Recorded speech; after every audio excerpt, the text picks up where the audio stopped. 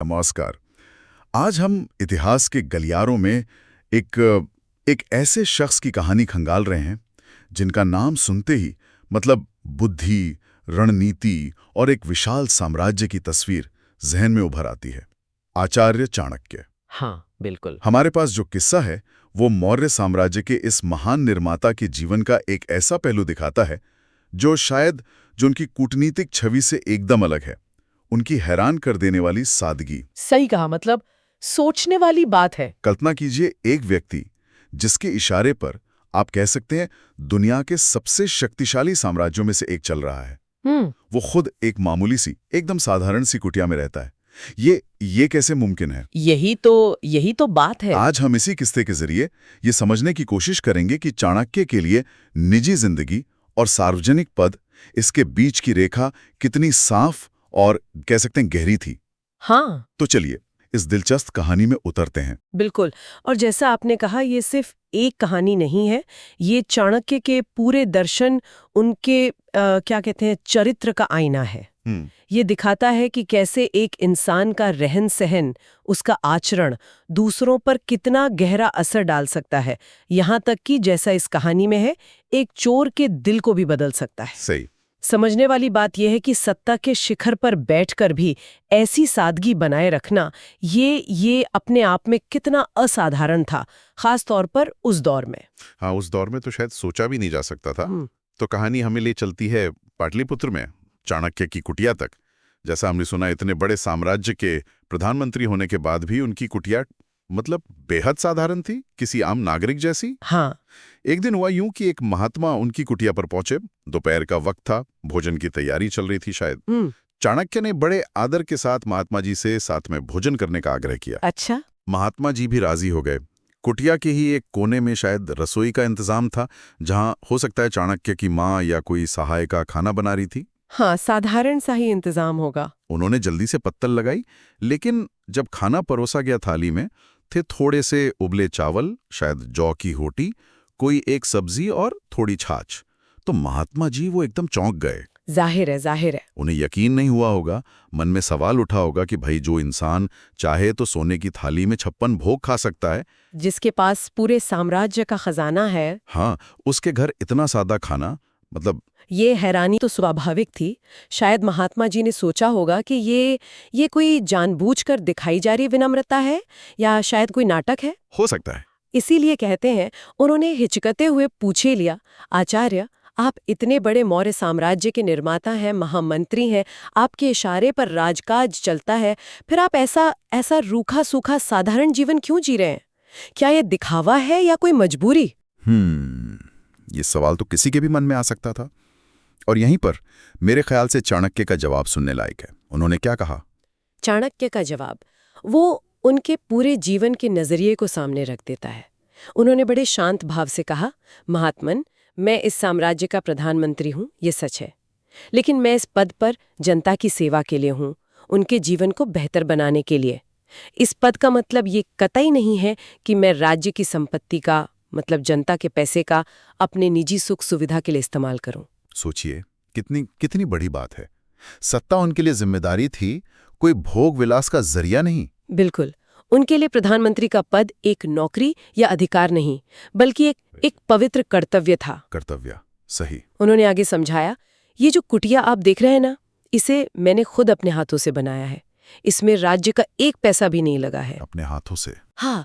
और जब महात्मा ने शायद पूछा होगा कि फिर उनका गुजारा कैसे चलता है, तो चाणक्य ने बताया, मैं अपनी आजीविका के लिए शास्त्रों पर भाष्य लिखता हूँ, कुछ पुस्तकें लिखता हूँ, उनसे जो थोड़ी आय होती है उसी से मेरा और मेरे परिवार का खर्च चलता है। कमाल है। मतलब साम्राज्य का प्रधानमंत्री पार्ट टाइम लेखक का काम कर रहा है। ये तो आज सोचना भी मुश्किल है। हाँ, और उन्होंने ये भी साफ किया कि वे राज्य के काम में कोई कोताही नहीं बरतते। उन्होंने कहा, मैं रोजाना 8 पहर यानी पूरे 8 घंटे राज्य के कामों के लिए समर्पित करता हूँ। मेरी कोशिश यही रहती है कि चंद्रगुप्त के राज में कोई नागरिक दुखी ना हो, सबको न्याय मिले, सबकी जरूरतें पूरी हों। उनके लिए ये पद एक तपस्या जैसा था, जिसमें व्यक्तिगत सुख सुविधा का त्याग शामिल था। वो जो उपदेश दूसरों को देते थे, पहले खुद उस पर अमल करते थे। ये बड़ी बात है। ये सुनना ही अविश्वसनीय लगता है, खासकर आज के दौर में जहां सत्ता और सुविधा वो अक्सर साथ साथ ही चलते हैं। सही बात है। अच्छा, तो इस बातचीत के दौरान कहानी एक और मोड़ लेती है ना। महात्मा जी ने किसी स्थानीय समस्या का जिक्र किया। हाँ, बिल्कुल। महात्मा ने कहा, आचार्य, आपकी बातें तो बहुत ऊंची हैं और यहाँ कुटिया में सब ठीक है, पर मैं अभी पास के गांव से होकर आ रहा हूँ, वहाँ लोग बड़े परेशान हैं। अच्छा, क्या हुआ था? चाणक्य ने पूछा, क्या बात है, क्या कोई समस्या है? महात्मा ने बताया कि गांव में कोई चोर है जिसने लोगों का जीना मुश्किल कर दिया है। सर्दियां शुरू हो रही थीं और वो चोर रात में घुसकर लोगों के कंबल चुरा ले जाता था। ओह, कंबल सर्दियों में? हाँ, अब सोचिए, गरीब लोगों के लिए कंबल कितनी जरूरी चीज है। उसकी चोरी से लोग ठंड में ठिठुर रहे थे, दुखी थे। और एक प्रधानमंत्री के लिए तो प्रजा का दुख वो सबसे पहली चिंता होनी चाहिए। चाणक्य ने क्या किया फिर? चाणक्य ने इसे बहुत गंभीरता से लिया। ये उनके राज्य की, उनकी जिम्मेदारी की बात थी। उन्होंने तुरंत अपने सेवकों को आदेश दिया कि राजकोष से उन जरूरतमंद गांव वालों के लिए अच्छे गर्म कंबल मंगवाए जाएं। फौरन? हाँ, फौरन। कहते हैं शाम तक कंबलों का ढेर आ गया और दिलचस्प बात यह है कि वो नए मुलायम कंबल रात को चाणक्य की अपनी ही कुटिया में एक कोने में रख दिए गए। उनकी कुटिया में? क्यों? शायद इसलिए कि अगली सुबह वे खुद गांव जाकर उन्हें बांट सके, व्यक्तिगत रूप से। अच्छा। यहाँ एक बात गौर करने वाली है, चाणक्य ने चोर को पकड़ने के लिए तुरंत पुलिस या सैनिक नहीं भेजे। हाँ, ये बात तो है। उन्होंने पहले उन लोगों की जरूरत पूरी की जो पीड़ित थे। हाँ, ये बात तो है। उनकी प्राथमिकता साफ दिखती है। समस्या का समाधान पहले, न कि सिर्फ अपराधी को दंड देना। बिल्कुल। और यहीं से कहानी अपने सबसे नाटकीय, सबसे अहम मोड़ पर पहुंचती है। उसी रात हाँ, वो चोर, जिसे शायद पता चल गया था कि गांव वालों के लिए नए कंबल आए हैं और वे प्रधानमंत्री की कुटिया में रखे हैं। हाँ, खबर तो फैल जाती है। वो वहां चोरी करने के इरादे से पहुंच गया। शायद उसने सोचा होगा कि प्रधानमंत्री की कुटिया है, सुरक्षा कम होगी और नए कंबलों का इतना बड़ा ढेर हाथ लग जाएगा तो बस वारे नारे हो जाएंगे। सही। वो दबे पांव अंधेरे का फायदा उठाते हुए कुटिया के अंदर घुस गया। उसकी आंखें शायद उन नए कंबलों के ढेर को ही तलाश रही थी। हाँ, उम्मीद तो यही रही होगी। लेकिन अंदर घुसते ही उसने जो देखा, उसने उसके पैरों तले जमीन खिसका दी होगी। क्या देखा उसने? क्या देखा? उसने देखा कि एक कोने में नए गरम कंबलों का ढेर लगा हुआ है, जैसा उसने सोचा था। अच्छा। और दूसरी तरफ जमीन पर मौर्य साम्राज्य का महामंत्री आचार्य चाणक्य खुद एक पुराने छिदड़े हो चुके फटे हुए कंबल को किसी तरह ओढ़कर सो रहे हैं। क्या बात कर रहे हैं, फटे हुए कंबल में? हाँ, शायद ठंड भी लग रही होगी उन्हें उस फटे कंबल में। ये दृश्य उस चोर के मन पर कैसा असर कर गया होगा, इसकी हम सिर्फ कल्पना कर सकते हैं। एक तरफ राजसी कंबल जो उसके लिए आसानी से उपलब्ध थे, और दूसरी तरफ वो व्यक्ति खुद फटे कंबल में सो रहा है। मतलब उसके लिए तो ये अकल्पनीय रहा होगा। ये सिर्फ सादगी नहीं थी, ये आत्मसंयम की पराकाष्ठा थी। चोर शायद ये सोचकर कांप गया होगा कि जिस व्यक्ति के पास पूरे राज्य का खजाना है, जो चाहे तो रेशमी रजाइयों में सो सकता है, वो खुद इस हाल में है। उसे शायद अपने लालच पर, अपनी चोरी की हरकत पर बहुत शर्मिंदगी महसूस हुई होगी। उसे लगा होगा कि मैं कितना छोटा हूं इस महान इंसान के सामने। बिल्कुल, ये सिर्फ शर्मिंदगी नहीं, ये शायद एक तरह का, क्या कहते, आत्मग्लानि का बोध था। गहरा झटका लगा होगा उसे। हाँ। उसे चाणक्य की महानता और अपनी नीचता का एहसास हुआ होगा। जिस व्यक्ति के पास सब कुछ है, उसे किसी चीज का मोह नहीं, और जिसके पास कुछ नहीं है, यानी वो चोर, वो दूसरों की जरूरत की चीजें भी छीन रहा है। सही कहा। ये विरोधाभास, ये नैतिक झटका उसके लिए शायद असहनीय हो गया होगा। उसने उन नए कंबलों को, कहते हैं, हाथ तक नहीं लगाया। और इस रात का असर वो अगले सुबह दिखाई दिया। क्या हुआ सुबह? क्या हुआ? अगली सुबह जब गांव वाले जागे तो उन्होंने एक अजीब चीज देखी। उनके जो पुराने कंबल चोरी हो गए थे, हाँ, वे सब उनके दरवाजों के बाहर चुपचाप रखे हुए थे। अरे, मतलब चोर रात में आया जरूर था। हाँ, आया जरूर था, लेकिन चोरी करने नहीं, बल्कि चोरी का माल लौटाने। और कहते हैं कि सिर्फ कंबल ही नहीं लौटे, उस चोर का पूरा जीवन ही बदल गया। सच में? हाँ, उस एक रात के अनुभव ने, चाणक्य के उस मौन आचरण ने उस पर ऐसा असर डाला कि उसने हमेशा के लिए चोरी का रास्ता छोड़ दिया। वो एक भला इंसान बन गया। ये कहानी का सबसे शक्तिशाली हिस्सा है मेरे हिसाब से। चाणक्य ने चोर को पकड़ा नहीं, डांटा नहीं, सजा नहीं दी। वो तो सो रहे थे। हाँ, उन्हें शायद पता भी नहीं चला होगा कि रात में क्या हुआ। सही बात है। यहाँ समझने वाली बात यह है कि बदलाव आया कैसे।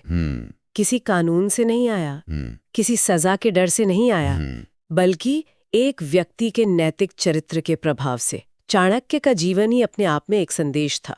उनकी निस्वार्थता, उनकी सादगी, उनके सिद्धांतों के प्रति उनकी अटूट निष्ठा, ये चीजें खुद इतनी शक्तिशाली थीं कि उसने एक अपराधी के मन को बदल दिया, बिना कुछ कहे, बिना कुछ किए। बिल्कुल। ये दिखाता है कि नैतिक शक्ति का प्रभाव अक्सर बाहरी दबाव या दंड से कहीं ज्यादा गहरा और स्थायी होता है।